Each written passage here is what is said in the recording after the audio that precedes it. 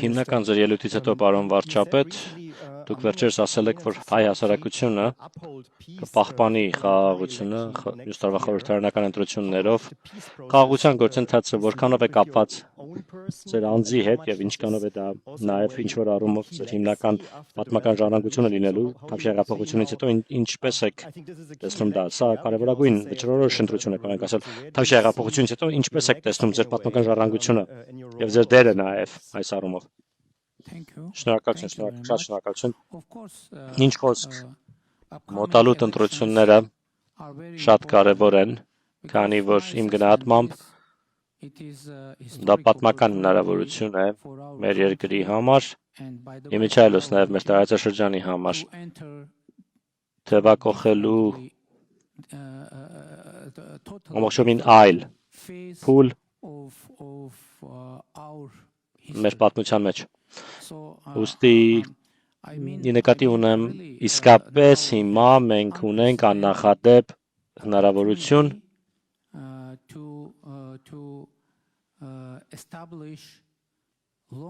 հաստատելու տևական խաղաղություն իմիջիայլոց։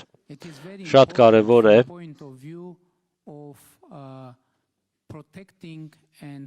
պաշտպանելու եւ ամրապնդելու համար պետականությունը, անկախությունը, ինքնիշխանությունը մեր տարածաշրջանի երկրների, քանի որ երբ մարդիկ հարցնում են, թե ինչու է այս համաձայնությունը, պայմանավորվածությունը հիմա հնարավոր դարձել եւ ոչ մի քանի տարի առաջ, բազմաթիվ գործոններ կան ինչ խոսք, բայց ես կարծում եմ ամենակարևոր գործոններից մեկը, որն ազդել է այս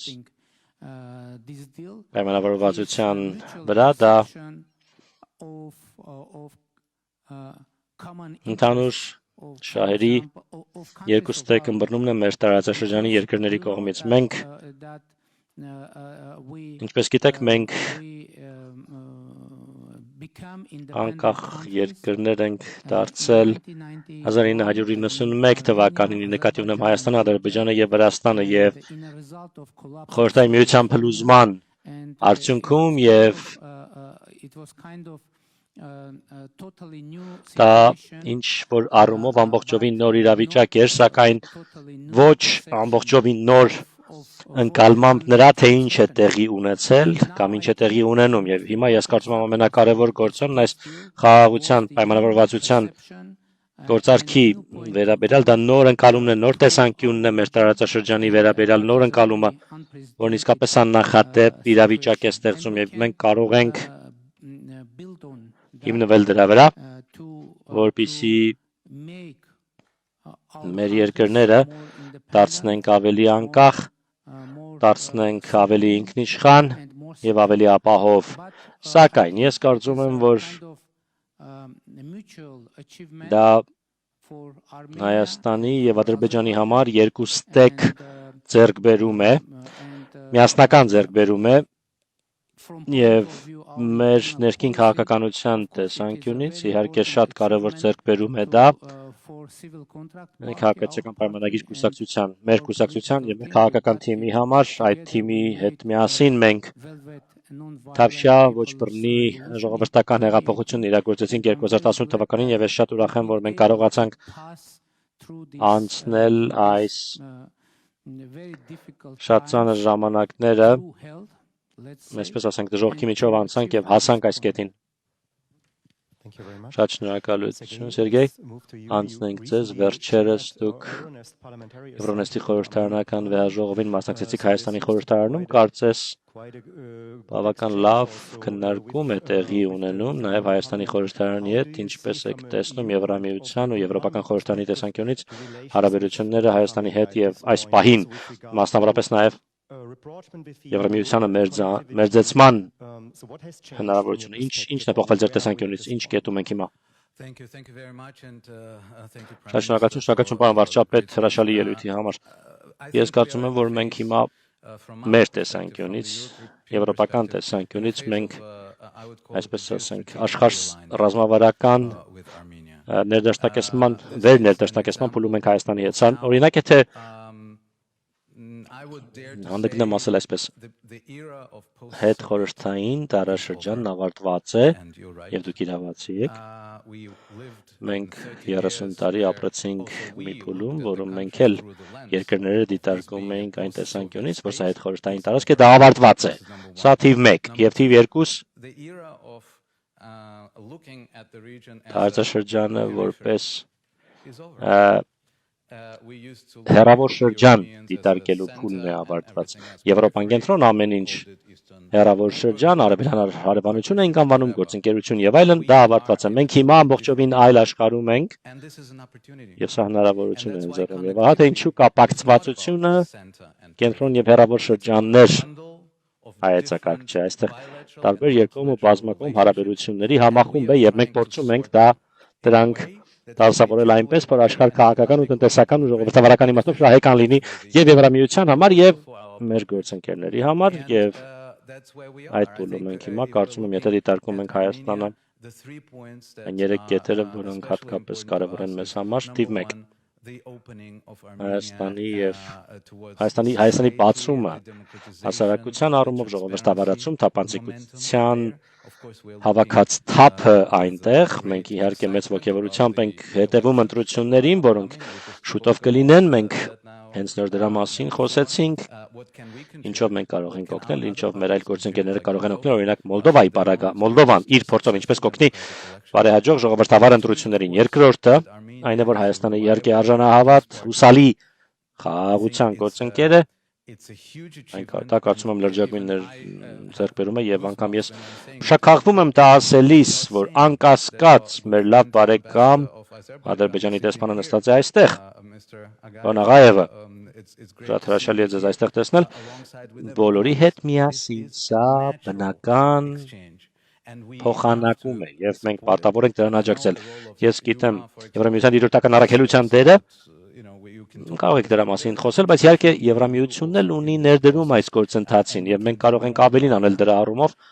Իմիջիայլ այդ մասին խոսելիս կարծում եմ սա լավագույն օրինակն է անձի առաջնորդության եւ անձի առաջնորդությունն ու պատասխանատվությունն ու քաջությունը ինչ կարող են անել այդ տեսանկյունից պարոն վարչապետ շատ շնորհակալություն ձեր անձնապես ձեր արածի համար այս խաղաղության գործընթացի համար առանց ձեզ ոչինչ հնարավոր չէր լինի։ Միջավայրս ես վերջինն եմ հիմա խոսում, այսպես անձնավորված մի քիչ, բայց ձեր անձնական ձեռքբերումն է, ես կարծում եմ, եւ իհարկե նաեւ նախագահ Ալիևինը եւ երրորդը կապակցվածության խնդիրն է, ինչպես կարող ենք մենք տեխնիկական, թվանշային, տրանսպորտային քաղաքականությունը, որոնցում մենք ուժեր ենք հիմա համատեղում վերածել իրական աշխարհ-քաղաքական ներդաշնակեցման ու տարածաշրջանի բացման, սահմանների բացման, մենք խոսում ենք Թուրքիայի մեր գործընկերների հետ դրա մասին մշտապես Ես գիտեմ, որ Ադրբեջանի հետ էլ հիմա կա շարժ, ինչպես ապրանքները կարող են տեղափոխվել, էներգակիրները կարող են տեղափոխվել, Մարտակոսը մեր հանձնակատարը 500 միլիոնի մասին հայտարարեց թրիպի համար, դեպի Վրաստան ցանցը փակելու, ինչպես նաև հուսանք շուտով Թուրքիայի հետ ցանցը կապելու, որ էներգակիրները հոսեն եւ այդ կերպ մենք Հայաստանը դուրս ենք բերում այս ինքնապարտադրված մեկուսացումից, որը կախվածությունը մեկ կոնկրետ երկրից եւ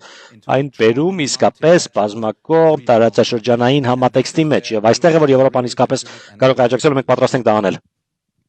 Շնորհակալություն, շատ շնորհակալություն։ Մեկ հարց եմ ուզում ավելացնել, կարծում եմ մեկ հիմնական խոչընդոտ կա Վերջապես խաղաղության համաձայնագիրը ստորագրելուն դա սահմանադրության փոփոխությունն է Հայաստանում։ Երբ եք ակնկալում, որ դա տեղի կունենա կամ տեղի կունենա արդյոք եւ ինչ է կարծում հայերը կաջակցեն դրան։ Շատ շնորհակալություն։ Մեր ռազմավարությունը հետեւյալն է։ Հայաստանը դարձնել այնպիսին, որ կարողանա մեր տարածաշրջանում ապրել առանց արտաքին օգնության եւ արտաքին աջակցության։ Այսպիսով, ես կարծում եմ, որ շատ կարևոր նրբություն է սա։ Արտաքին կապերը միջազգային հանրության հետ կամ գործընկերների հետ ընդհատելու մասին չէ խոսքը։ Մեր նպատակն է կարողանալ քննարկել մեր տարածաշրջանային օրակարգը մեր տարածաշրջանի երկրների հետ եւ կարողանալ ստեղծել այսպես ասեմ, ներդաշնակության համերաշխության մթնոլորտ, որքան դա հնարավոր է, քանի որ մենք ցանկանում ենք երբևէ չենք ունենա իրավիճակ, որում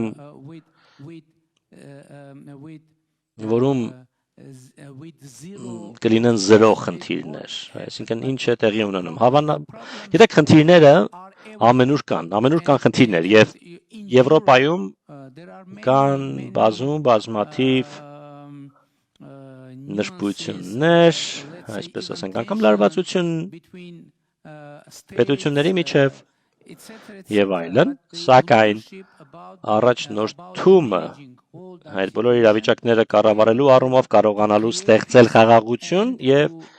պահպանել խաղաղությունը եւ թե ինչու հիմա որն է մեր խոսույթը։ Մենք ասում ենք, որ խաղաղությունը հաստատված է, միանշանակ, եւ մենք դա կարողանում ենք տեսնել տեղում, գետնի վրա, բայց մյուս կողմից ամենօրյա խնամքի կարիք ունի դա, առանց չափազանցնելու, ամենօրյա խնամքի կարիք ունի եւ առանց ամենօրյա խնամքի եւ հոգացության այն ռիսկի ենթարկված կլինի հաստատ։ Ձեր հարցը, այո, գիտեք ինչ, մեր դիրքորոշումը շատ բաց է։ Քանի որ երբ Ադրբեջանը այդ մտահոգությունն է առաջ քաշում ասելով, որ Հայաստանի Հանրապետության սահմանադրության մեջ կան տարածքային պահանջներ Ադրբեջանին դեմ, չձանձրացնեմ ձեզ, բայց մենք կարող ենք ապացուցել, որ որևիցե տարածքային պահանջ մեր սահմանադրության մեջ չկա Ադրբեջանի նկատմամբ։ Եվ մենք կարող ենք ապացուցել դա դե յուրե եւ ապացուցել դա գործնականում ավելին, գիտեք, Հայաստանում էլ գիտեք կան որոշ մեկնաբանություններ եւ ընթերցումներ Ադրբեջանի սահմանադրության, որոնց համաձայն տարածքային պահանջներ կան Ադրբեջանի սահմանադրության մեջ Հայաստանի նկատմամբ, սակայն ինչու մենք չենք առաջ քաշում այդ հարցը, ինչու մենք առաջ չենք քաշում, չենք բարձրացնում այդ հարցը, որովհետև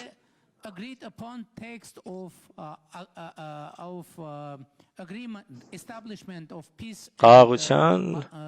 եւ միջպետական հարաբերությունների հաստատման մասին համաձայնագրի տեքստում Հայաստանի եւ Ադրբեջանի միջեւ, որը նախաստորագրվել է Վաշինգտոնում, բոլոր այդ հարցերը անդրադարձված են։ Իմ միջայլոց արդեն դա հրապարակված փաստաթուղթ է եւ բոլորը կարող են այն գտնել համացանցում եւ ընթերցել։ Առաջին իսկ հոդվածում այդ համաձայնագրի դրույթ կա, որի համաձայն Հայաստանը եւ Ադրբեջանը ճանաչում են միմյանց տարածքային ամբողջականությունը, հաշվի առնելով խորհրդային ժամանակների վարչական սահմանները դարձել են պետական սահմաններ, դրա հիման վրա Հայաստանը եւ Ադրբեջանը որևէ տարածքային պահանջներ չունեն միմյանց նկատմամբ եւ պարտավորվում են այդպիսի պահանջներ չբարձրացնել, չներկայացնել ապագայում։ Մեկ դրույթ էլ կա այդ նախաստորագրված համաձայնագրում, որի համաձայն կողմերից ոչ մեկը իրավունք չունի իր ներպետական օրենսդրությունը մեջ բերել, վկայակոչել, չկատարելու համար այս համաձայնագիրը եւ այլն։ Ավելին մեր սահմանադրության մեջ դրույթ կա, որի համաձայն վավերացված միջազգային փաստաթղթերը ավելի բարձր իրավաբանական ուժ ունեն, քան ներպետական օրենսդրությունը։ Ուստի ընդհանուր առմամբ ուղղակիորեն պատասխանելով ձեր հարցին, եկեք պատկերացնենք, որ հիմա խաղաղության համաձայնագիրը ստորագրվում է, դրանից հետո մեր սահմանադրության եւ օրենսդրության համաձայն մենք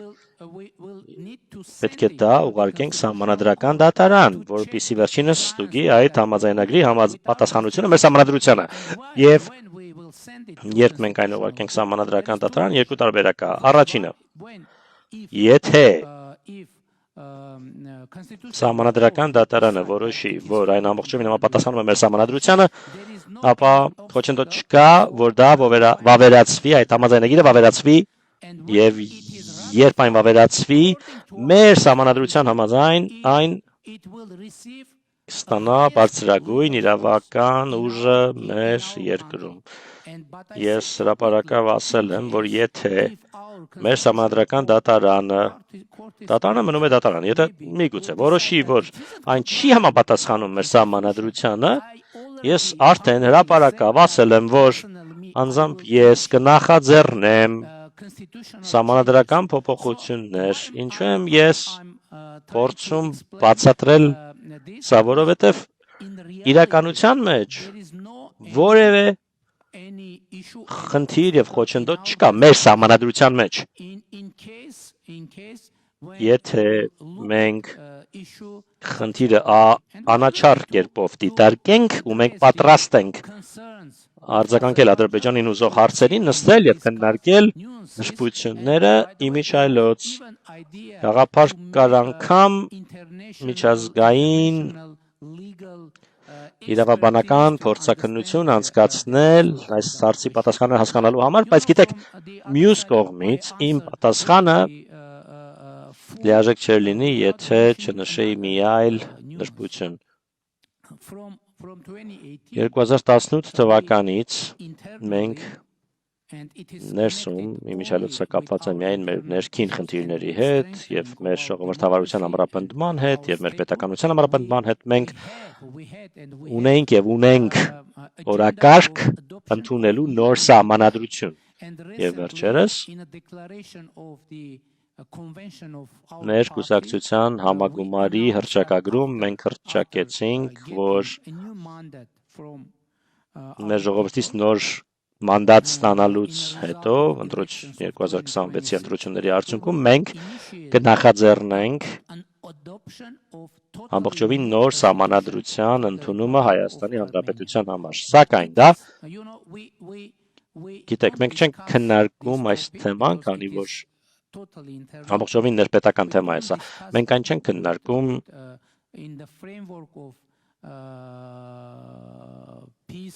Ադրբեջանի հետ խաղաղության շրջանակում, քանի որ դա ամբողջովին մեր ներքին խնդիրն է եւ այո, ես համոզված եմ, որ մեր ժողովուրդը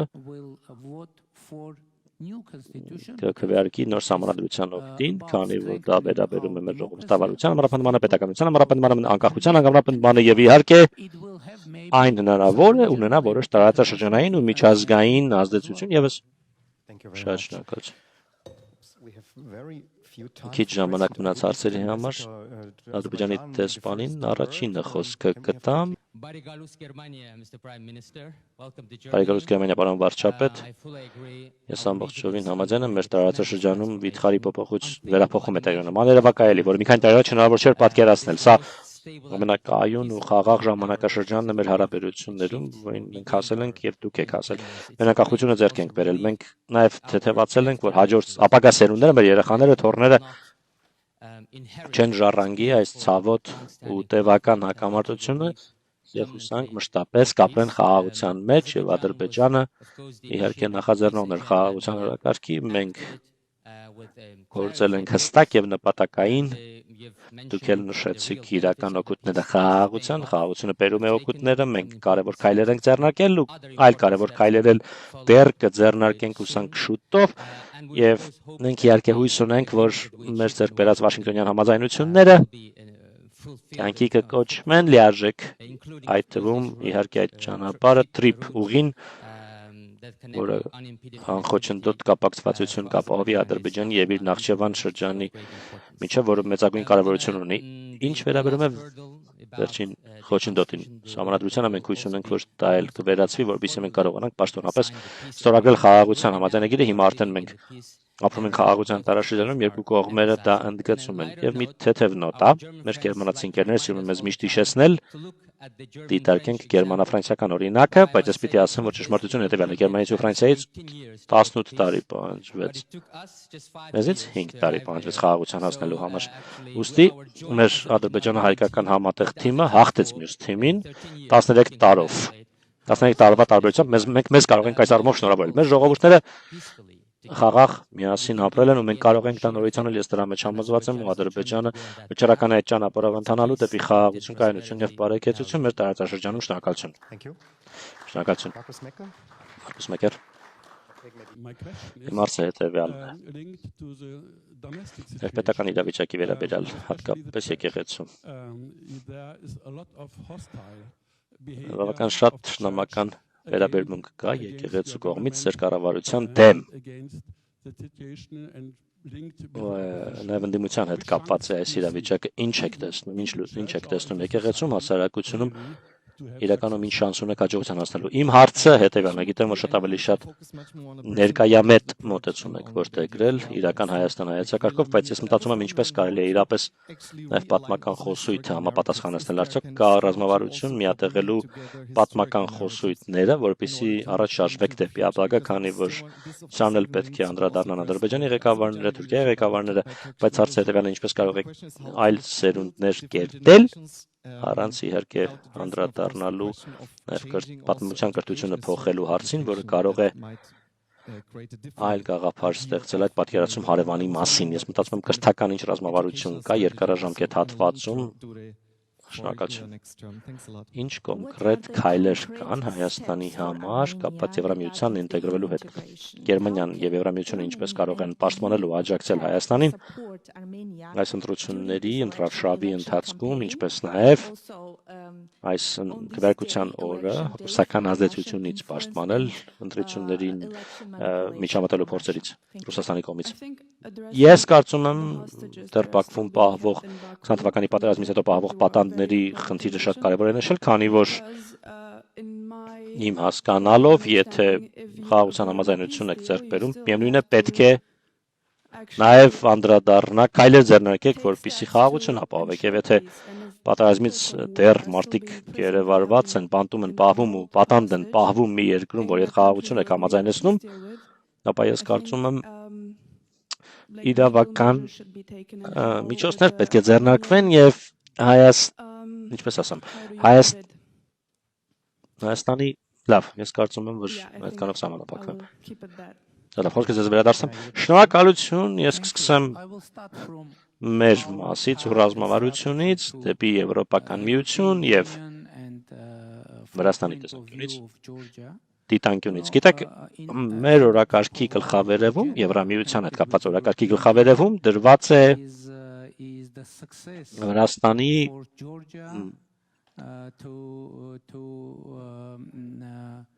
Եվրամիության հետ համաձայնության հասնելու ռազմավարությունը։ Անկեղծ ասեմ, ինչու եւ երբ մենք ընդունեցինք այդ եվրոպական ռազմավարությունը, երբ Վրաստանը ստացավ Եվրոպական միության տեխնոձոյի կարգավիճակ, եւ մենք զգացինք, որ մեր ճանապարհը ուղին դեպի Եվրոպական միություն բացվում է, ու մենք տեսանք հնարավորություն մեզ համար եւ դրանից հետո դժբախտաբար որոշ խնդիրներ ծագեցին Եվրոպական միության եւ Վրաստանի միջև հարաբերություններում եւ կարծում եմ, որ դա ամենաշոշափելի խնդիրներից մեկն է Հայաստանի համար եվրոպական դիտանկյունից եւ բնականաբար ու ես կարծում եմ այս իրավիճակի հանգուցալուծումը Հայաստանի համար շատ կարևոր է։ Ինչ վերաբերում է պատմության։ Գիտեք, շատ կարևոր է որոշել, թե ինչպես հարաբերվել պատմության հետ։ Դա շատ կարևոր է։ Գիտեք, կա շատ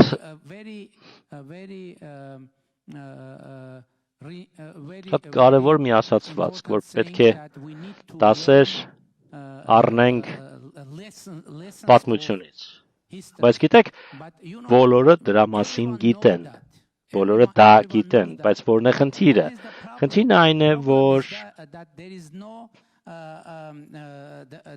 չկա կոնկրետ ցուցում, թե պատմության որ էջում է այդ որում են այդ դասերը գրված, որ բացենք ցուցումներ չկան, որ վերցրեք պատմության դասագիրք, չգիտեմ, որը տպվել է 1972 թվականին Գերմանիայում կամ Ռուսաստանում կամ Հայաստանում, բացեք տվյալ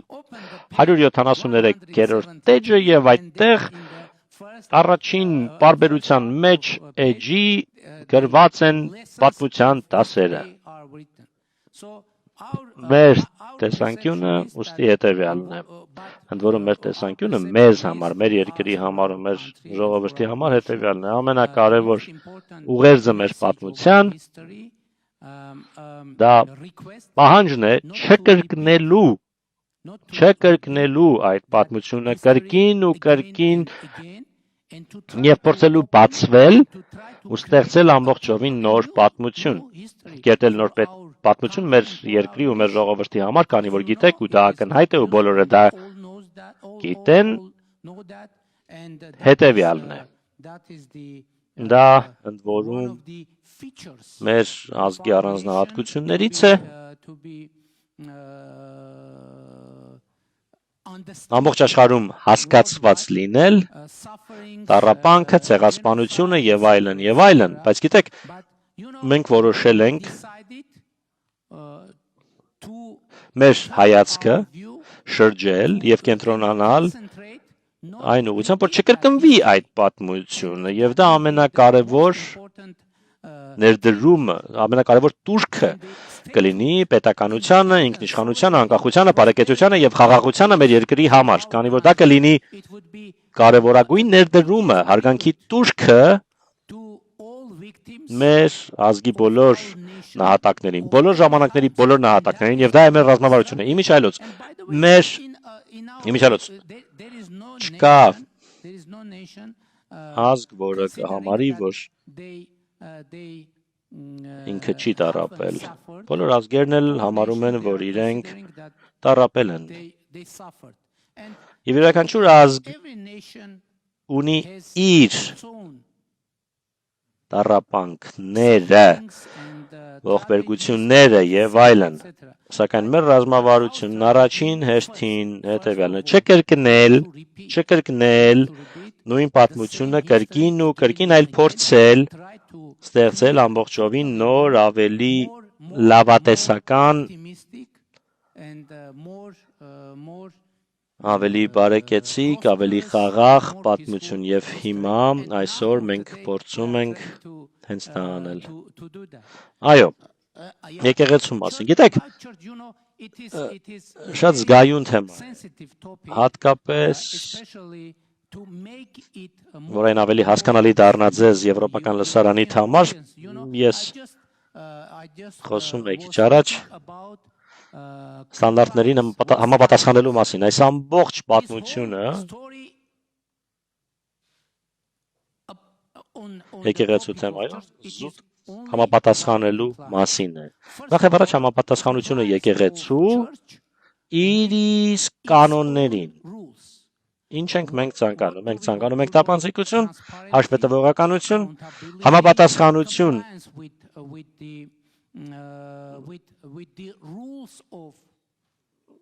այսպես առաքելական եկեղեցու կանոններին, ի նկատի ունեմ համապատասխանությունը եկեղեցականների, հոգևորականների եւ այլն, քանի որ չհամապատասխանելու իրավիճակը հոգևորականներին դարձնում է ավելի խոցելի արտաքին ազդեցության նկատմամբ եւ նրանց կներեք, որ այսպես եմ ձևակերպում, գործիք դարձնելու արտաքին ազդեցության համար։ Մենք ընդամենը ուզում ենք համապատասխանություն լինի։ Ընդհանրապես եկեղեցու եւ հոգևորականների, եկեղեցականների եւ եկեղեցու ղեկավարների համապատասխանությունը լինի, հաշվետվողականությունը լինի, ոչ ոք չգիտի թե ներ եկեղեցին ինչպես է ֆինանսավորվում, ոչ ոք դա չգիտի, քանի ինչ գումար է մուտք գործում, ինչպես է այն ծախսվում ու գիտեք ամենամեծ խնդիրը որն է։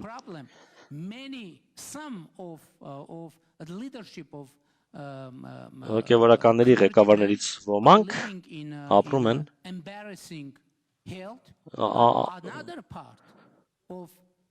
ամոթալի վիճակում, իսկ սովորական եկեղեցականներից ոմանք ապրում են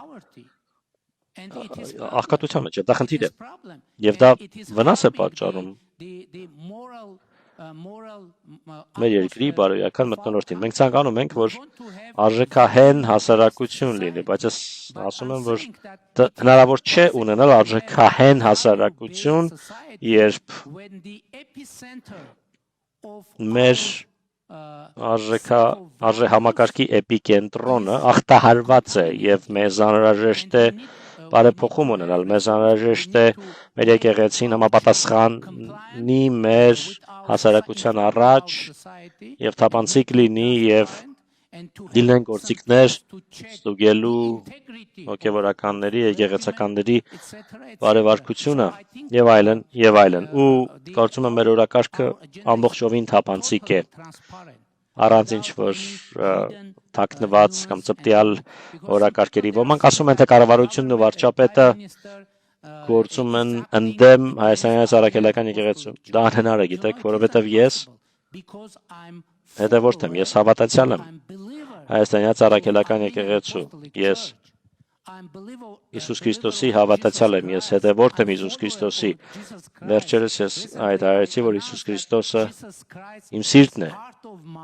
Եվ ես չեմ կարող գործել Իսուս Քրիստոսին դեմ հակառակ եւ իմ եկեղեցուն հակառակ դա իմ եկեղեցին է գիտեք ու մեր եկեղեցին է 90-ից ավելի տոկոսը մեր կառավարության անդամների Հայաստանյան առաքելական եկեղեցու հետևորդներ են եւ իրենք ու մենք ցանկանում ենք համապատասխանի եւ թափանցիկ ու հաշվետու լինի եւ ազնիվ լինի եւ արժեքահեն լինի եկեղեցին ինչ վերաբերում է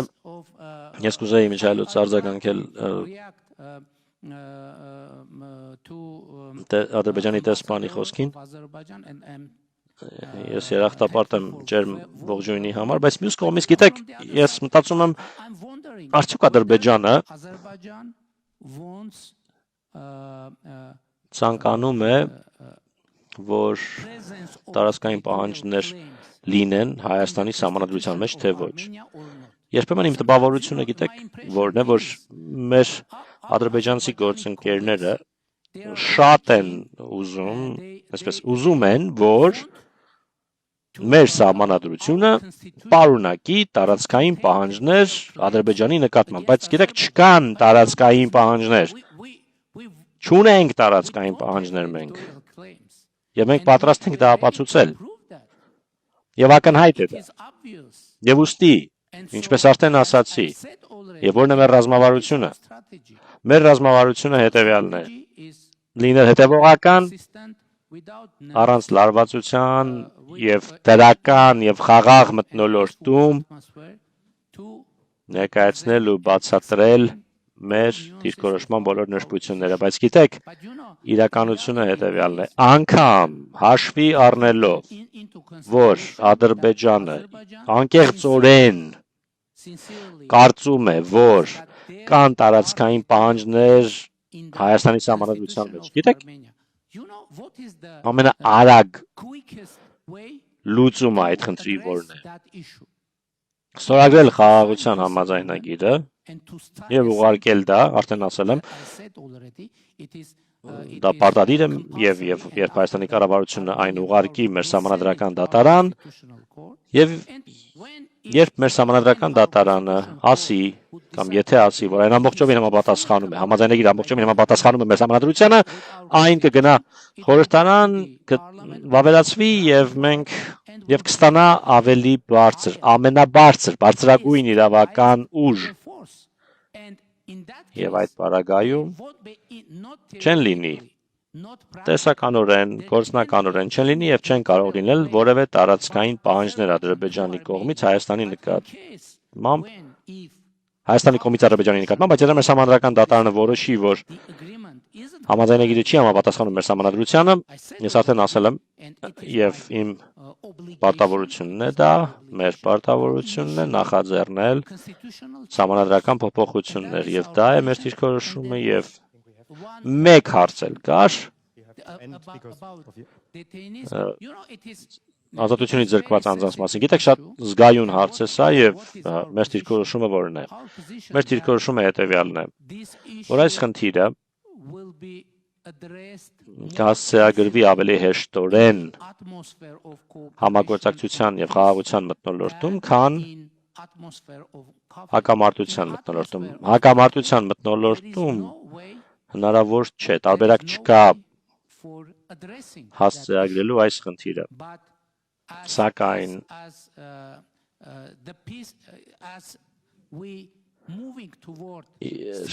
քանի որ մենք ընթանում ենք խաղաղության ամրապնդման ուղղությամբ, ավելի ու ավելի իրատեսական է դառնում փոքր քայլերով այդ խնդրի լուծումը։ Դա է մեր դիրքորոշումը։ Ուստի խաղաղություն հաստատելը նշանակում է լուծել այլ խնդիրները նույնպես։ Դա է մեր ընկալումը։